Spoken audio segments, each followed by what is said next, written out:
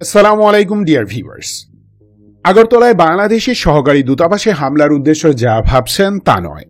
ভারতের সেভেন সিস্টার্সে স্বাধীনতাকামীরা শক্তিশালী হয়ে উঠছে। গণমাধ্যমে প্রচারণা কম বলে সেপারেটিস্টদের এই উত্থানের মাত্রা আমরা টের পাচ্ছি না। মিলেনিয়ামের আগে আসাম, নাগাল্যান্ড এবং গোর্খাল্যান্ডে স্বাধীনতার আন্দোলন তুঙ্গে ছিল। 90 দশকে শেখ হাসিনা ক্ষমতায় এসে সেই আপরাইজিং থামাতে সাহায্য করেছে, কাজে লাগিয়েছে বাংলাদেশকে। বিগত 15 বছরে পুরো সেভেন সিস্টার্সে ইন্ডিয়া তার সামরিক কর্তৃত্ব কায়েম করেছে শেখ হাসিনা এবং তার এদেশীয় দোসরদের সাহায্যে।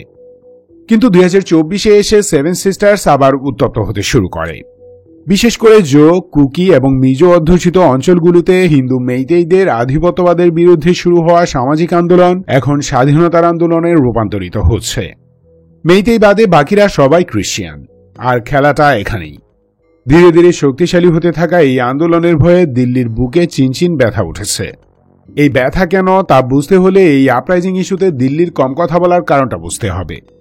আর এই ব্যথার সাথে ত্রিপুরার আগরতলায় অবস্থিত বাংলাদেশের রেজিস্ট্যান্ট হাই কমিশন অফিসে হামলা ডিরেক্টলি সম্পর্কিত। আতঙ্কে পড়ে ডান্ডিয়ান গোয়েন্দা সংস্থা প্রিএমপ্টিভ স্ট্রাইক করছে। কিভাবে এবং কেন তা দেখাই চলুন।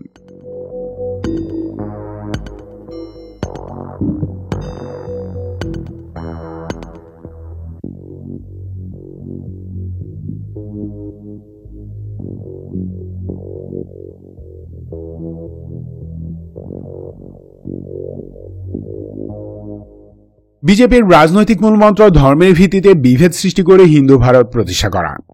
এজন্য মানব ইতিহাসের জঘন্যতম সকল পন্থা প্রয়োগ করছে তারা বিগত প্রায় 40 বছর ধরে।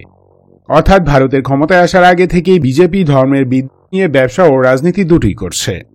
মূলত মুসলিম দেশ দিয়ে যাত্রা শুরু হলেও হিন্দুত্ববাদী উগ্রপন্থীরা দেশটির খ্রিস্টান, বুদ্ধিস্ট এবং উপজাতিদের উপরও হামলা করছে হরহামেশা।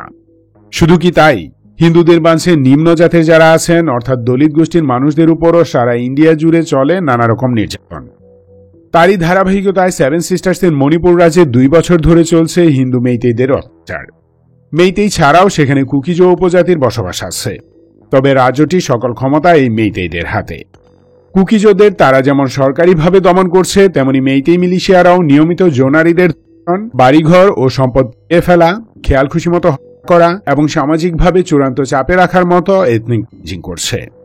এরই মাঝে বিজেপির প্রধানমন্ত্রী নরেন্দ্র মোদীর ইশারায় মেইতেইদেরকে বিশেষ সুবিধাপ্রাপ্ত উপজাতি ঘোষণা করলে মণিপুরে প্রতিবাদ শুরু হয়, যা এখন কুকিজো স্বাধীনতা আন্দোলনের রূপ নিচ্ছে। এর আঁচ লেগেছে মিজোরামেও। রাজ্য দুটি সীমান্তে প্রচুর জো ট্রাইব বাস করে। গত 7 নভেম্বর মেইতেই মিলিশিয়ারা সেখানে কয়েকজন জোনারিকে ধর্ষণ করে হত্যা করে, তারপর তাদের লাশ পুড়িয়ে ফেলে। পাশাপাশি 10টি জোগ্রাম পুড়িয়ে দেয় তারা। কেন্দ্রীয় প্যারামিলিটারি এবং প্রাদেশিক পুলিশ মেইতেই মিলিশিয়াদের উপর অ্যাকশন না নিয়ে 11 নভেম্বর উল্টো 10 জন মিজোকে হত্যা করে। ফলে মণিপুর এবং মিজোরাম 2 প্রদেশেই বিক্ষোভ ফুসে উঠেছে। উত্তপ্ত হয়ে ওঠে পরিবেশ।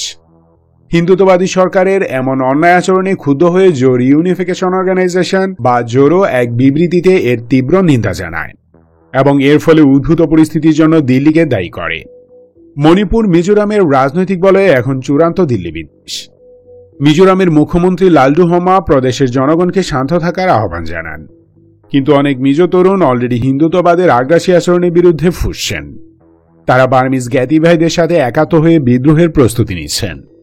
ওদিকে মণিপুরে কুকিজোরা অলরেডি লড়াই করছে দিল্লির অনুগ্রহ পাওয়া মেইতেইদের বিরুদ্ধে। এমত অবস্থায় মণিপুর, মিজোরামের বিদ্রোহীরা যদি বাইরের আর্থিক, গোয়েন্দা এবং অস্ত্র সাহায্য পায়, তবে আকাশ ভরা তারা। সীমান্তবর্তী বার্মিজ রেবেল গ্রুপগুলো সরকারি বাহিনীর সাথে তুমুল যুদ্ধে ব্যস্ত।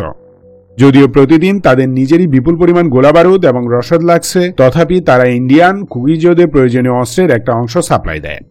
ট্রেনিংও তারাই দিচ্ছে। বার্মিজ রেবেল গ্রুপগুলো একদম ব্যাটল টেস্টেড।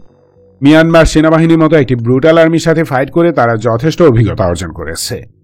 এখন প্রয়োজনীয় অর্থ এবং গোয়েন্দা তথ্য পেলে ডান্ডিয়ার ইস্টার্ন বর্ডারে ফুল ফ্লেজ খেলা জমে উঠবে।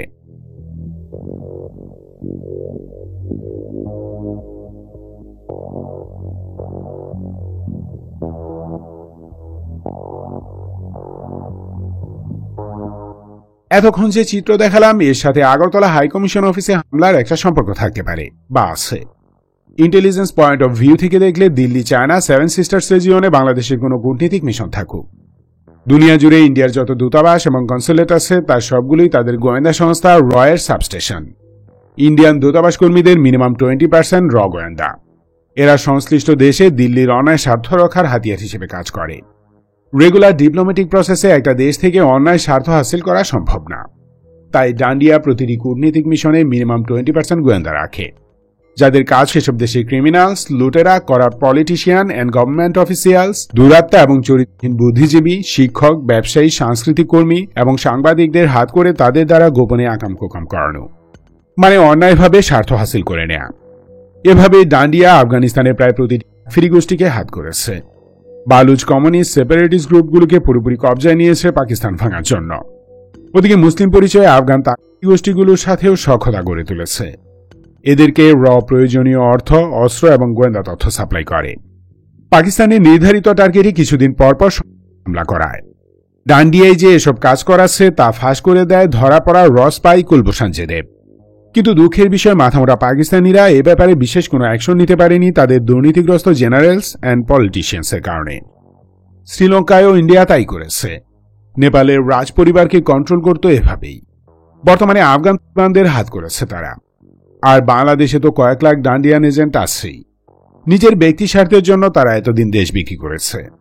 হাসিনা হলো তাদের গডমাদার।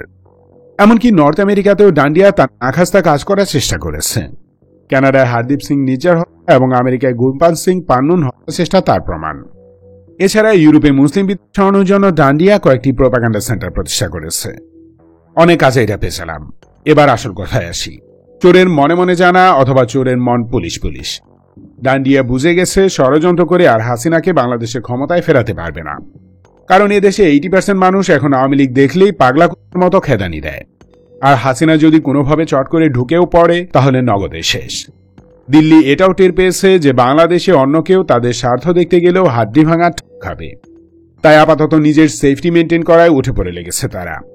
তাদের ভয় সেভেন সিস্টার্সে বাংলাদেশের যে কনসুলেট এবং হাই কমিশন আছে সেগুলোতে বাংলাদেশও গোয়েন্দাদের নিয়োগ দিবে, যারা গোপনে সেখানকার স্বাধীনতাকামীদের সাথে যোগাযোগ করে তাদেরকে প্রয়োজনীয় সাপোর্ট যেমন অর্থ, অস্ত্র এবং গোয়েন্দা তথ্য প্রদানের রাস্তা ওপেন করবে।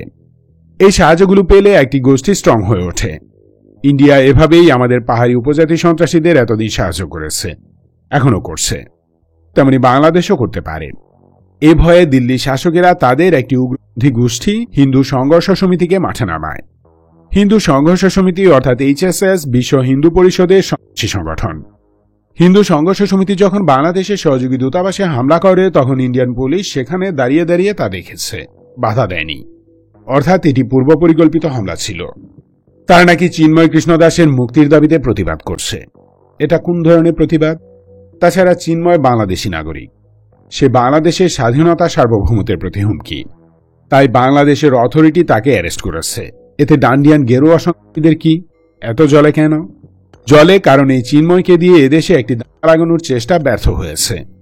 জলার সাথে সাথে ভয়ও আছে। বিগত 15 বছর আমাদের উপর যে অত্যাচার করেছে তার বদলা ন্যাচারালি একদিন আসবে, কোনো না কোনোভাবে আসবেই। তাই ভয়ে আতঙ্কে ডান্ডিয়ান উগ্রপন্থী হিন্দুত্ববাদী সরকার পাগলা কুকুরের মতো আচরণ করছে। ভাবছে তাদের মতো বাংলাদেশও দূতাবাসে বসে বসে আকাম কুকাম করবে। তাই হামলা করে কূটনীতিক মিশন বন্ধ করানোর চেষ্টা করছে। কিন্তু তারা এটা জানে না যে আমাদের আর তাদের মাঝে স্বভাব চরিত্রের অনেক ফারাক, চিন্তা চেতনায়ও তফাৎ আছে। আমরা ওদের রাষ্ট্রযন্ত্রের মতো নিচে নামতে পারি না, নামি না। ওটা আমাদের জায়গা না। এছাড়াও আরও একটি কারণ হলো আগরতলা রেজিস্ট্যান্ট হাই কমিশন অফিসে যদি গোয়েন্দা নিযুক্ত করা হয় তবে তারা সেখানকার ইন্ডিয়ান মিলিটারি মুভমেন্টের উপরও নজর রাখবে। এসব কারণে ইন্ডিয়া চায় ত্রিপুরায় অবস্থিত বাংলাদেশি সহকারী দূতাবাস যেন আস্তে আস্তে বন্ধ হয়ে যায়। কারণ সেখানে বাংলাদেশি পর্যটক এবং ব্যবসায়ীরা না গেলে কূটনৈতিক মিশন রেখে লাভ নেই। তারা সমন্বিত উপায়ে সেই চেষ্টা করছে। যাই হোক, chaos is a ladder. India তাই কেওসের মাধ্যমে তার লক্ষ্য অর্জন করতে চাইছে। প্রথমে দূতাবাসে হামলা, তারপর হোটেলে বাংলাদেশি পর্যটক ব্যবসায়ীদের বুকিং না নেয়া, মানে একদম কোঅর্ডিনেটেড অ্যাকশন।